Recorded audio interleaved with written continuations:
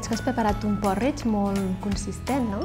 Sí, és consistent, però l'important és que es digereix bé perquè té una bona combinació d'aliments. Com pots veure, he ficat els flocs d'arròs integral, però no hi he ficat res de fruita. Només té el coco, les ametlles, la maca i la melassa d'arròs, però res de fruita, perquè em trobo molt que la gent fa porridge i fa porridge barrejats amb fruita i estan combinant malament els aliments. I després em diuen, ai, és que no tinc acidesa, tinc reflux, tinc gasos, i és perquè han ficat fruita en el porridge on hi ha cereal. En canvi, jo aquí no n'he ficat cap. I veig que tu tampoc n'hi has ficat.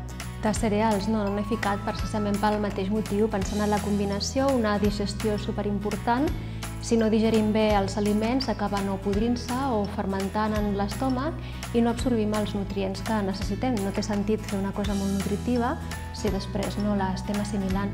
I en el meu cas, per comptes de no posar-hi fruita, no he posat cereals, que podia haver posat fajol, que és el que més es fa servir en cuina crua per fer aquests tipus de plats de porridge. I a quina hora te'l menges, més o menys, tu?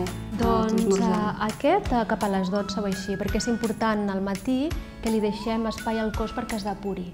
Quan ens llevem fins a les 12, el nostre cos està depurant-se i aleshores no està receptiu a nodrir-se. I tot allò que estem afegint al cos és un treball extra que no ens deixa depurar-nos. Per això és molt important, a més és molt energètic i al matí no necessitem de tanta energia, al migdia doncs ja sí. Exacte, jo sempre ho dic, començar el dia amb aigua, aigua tèbia amb llimona, suc verd, un batut verd o fruita i això ja deixar-ho com a segon esmorzar. A partir de les 12, una cosa així per gent que té un gran desgast o que tarden molt a tenir a l'hora del dinar o que ja dinen molt tard, per exemple.